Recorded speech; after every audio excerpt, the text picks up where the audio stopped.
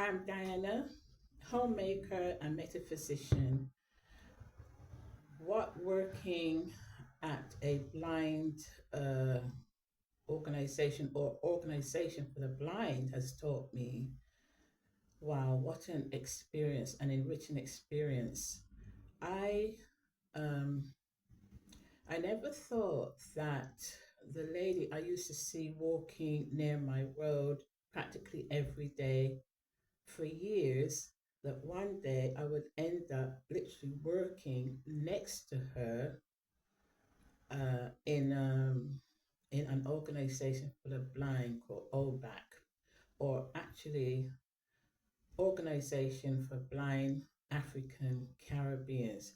So yeah, I used to see her walking along my road with a companion, a lady companion, and I would often say hi to both of them. And she always, the blind lady, always wore the most beautiful outfits, and I would always compliment her on them.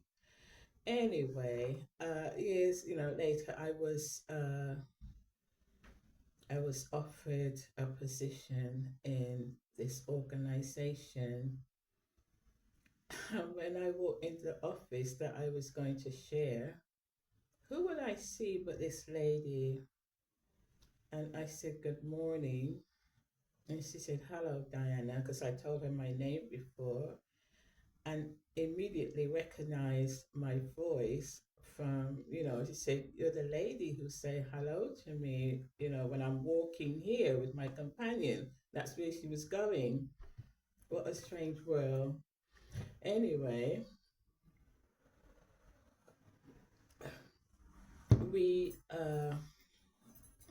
I was introduced to everybody, and it was a small organization, still is, it's still there.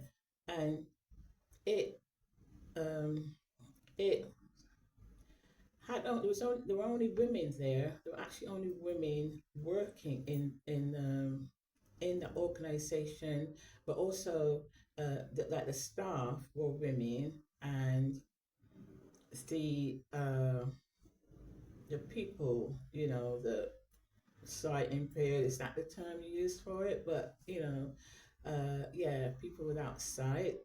There were all women, funny enough, in there. And my duties were, like admin really, but it just taught me so much. I mean, I have always appreciated everything I have, my health and life, and the health of my family and friends and so on, and always wish the best for everybody, And but when I walked in there, and it was just the staff that was sighted, and all the others were were couldn't see, really, couldn't see. I mean, they all had positions in that organization. One was a typist, and one was this, and one was that. And I used to really admire.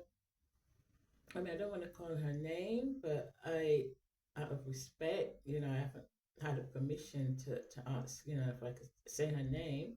But she was, she used to be typing away. I would just watch her typing away, and but as she typed, there was like the voice, the male voice, as she typed. Uh, Let her know what she typed basically. And sometimes we had a good laugh when she made a mistake and it came out as that, gobbledygook. But I really treasured the fact that before I worked there, that I see this lady and her lady companion, walking along the road, not knowing that she was going to this very place that I saw, but I really, sorry about that, but I saw, but really hadn't thought much about it, about this organization, until I got the opportunity to work there.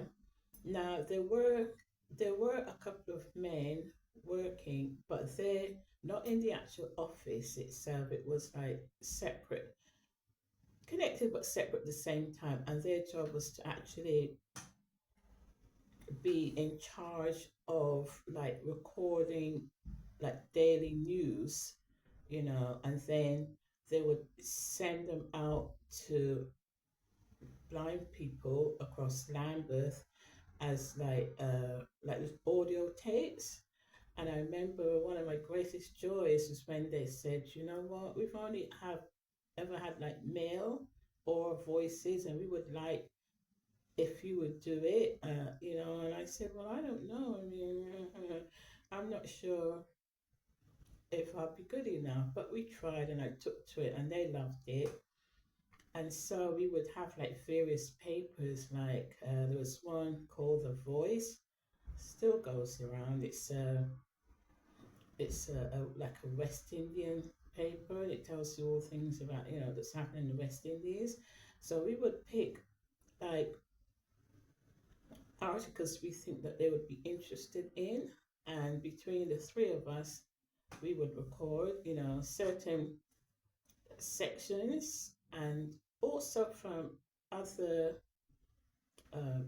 other newspapers, but it was sort of mainly this particular paper because that is what they had requested. And I really, really enjoyed that. And I still have some of those recordings because I asked them to give me a copy. Yeah, and so that was so enjoyable. Got a lot of really good feedback from that.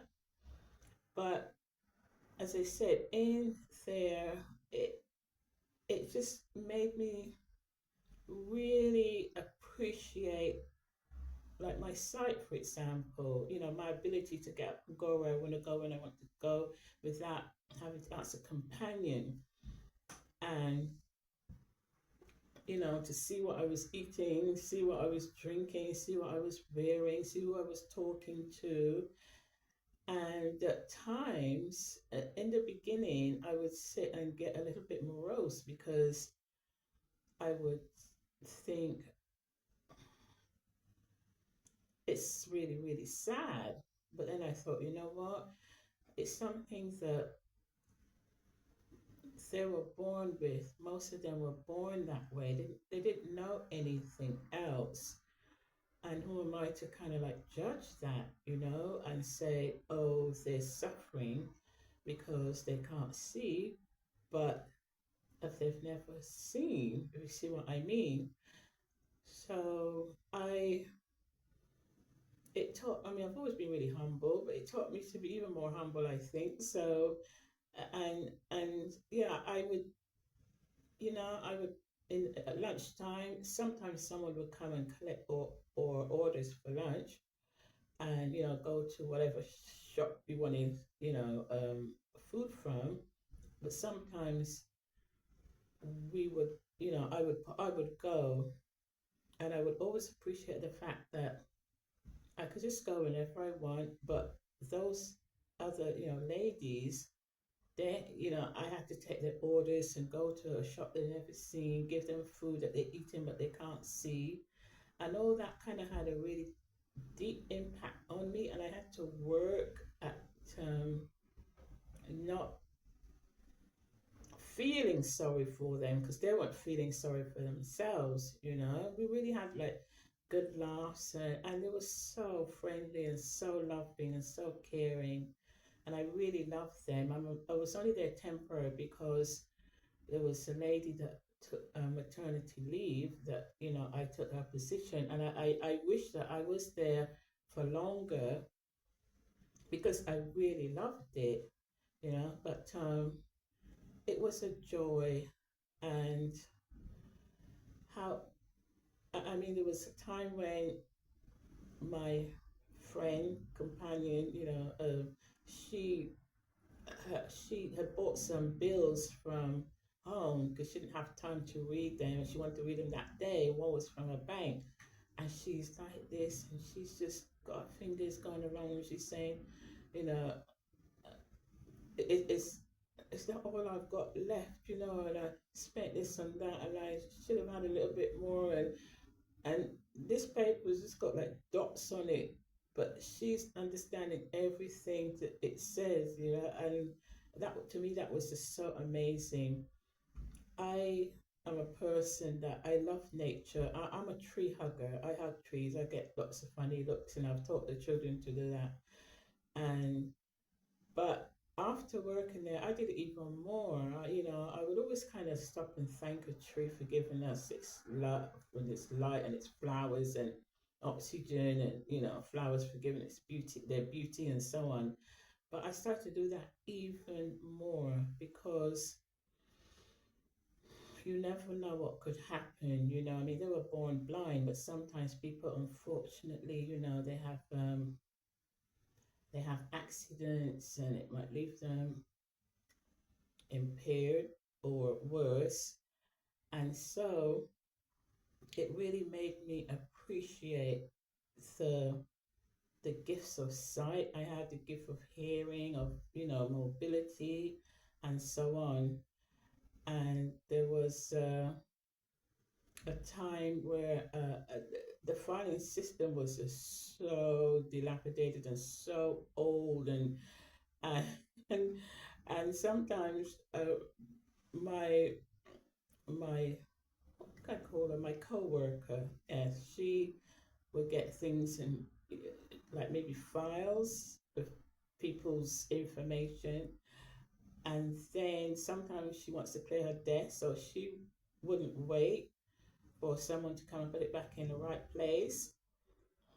And that happened before I got there. And so from A to Z, everything, she just opened the cabinet and push whatever she can in whatever space was available. And so it was an absolute chaotic mess. So I said to them, you know what, when I'm looking for something, I can't find it. I have to go from A to Z. It was kind of like a laugh, but at the same time, it was frustrating if somebody called and wanted to know something, ask a question, a query about something.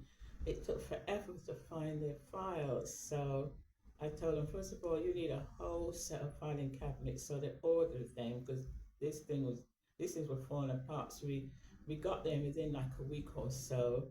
And it took me ages to catalog, like you got an A to, is it that A to C and D to whatever F and so on and so on. It took me ages to catalog them, and I was just so proud. And so anybody, I did tell my coworker, please, please, if while I'm away, because she worked, my hours are slightly shorter than hers. So when I've gone home, and you wanna if somebody gave you a file, don't put it back in, because I've just done that. It took me a couple of days to do it, and just leave it on your desk, and I will sort it out for you when I get back the next morning. So we had that arrangement, but it was it was I mean I've never kind of got involved with anything like that. I did some care work with children, little young children, very young children, like from 6 months to like 4 years. That was beautiful, and that was taxing, and that was so tiring, but very rewarding. But this with so many blind people in one space, depending on, I mean, they could do a lot for themselves. Some could actually go from room to room, and, because over time they could navigate, but outside the building, they had to have someone accompany them to go home, because none of them at the time like had a guard dog or anything. So I think one or two who lived not far away, they knew how to get there the with their cane, and that used to fascinate me so much, how they could do it. And but this particular lady, my co-worker, she had a companion that would take her, bring her to work and take her home. And I was trying to remember something.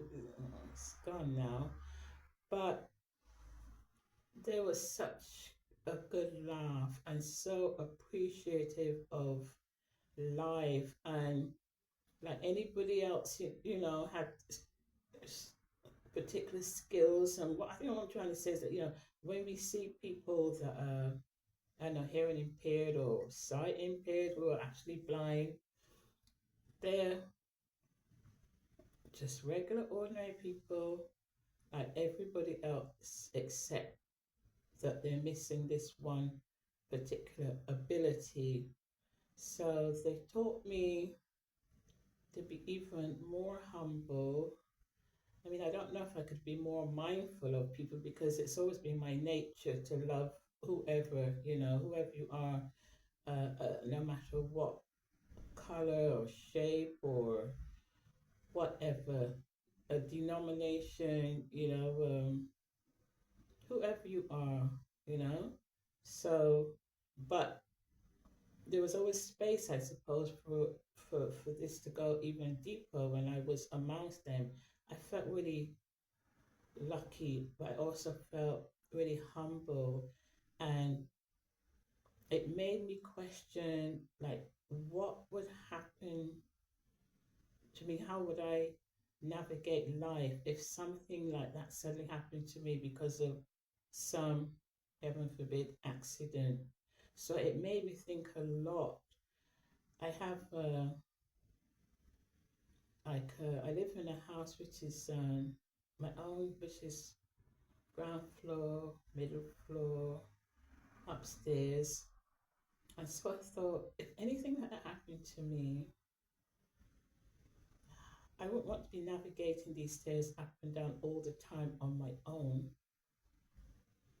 And I even went through phases where I would try to go from room to room with my eyes closed and all these kind of things, that you probably never would have thought about before. But they did have, they said that when you lose one kind of like ability, the other increases. And so if you lose your hearing, your other senses increases. So if you lose your sight, your hearing increases, and that's very true. I found with them. I'm just trying to think of something else, but I can't remember right now. I'll probably remember when I come off camera. But I just wanted to share that it had a profound effect on me, and it really made me appreciate life a lot more. I know sometimes we go along and we take things for granted, and before you know it, 5, 10, 15, 20 years have gone by, and things that you might want to do and you procrastinate, and you never get to do them, or by the time you think, oh my gosh, I've got time, you're too tired or whatever.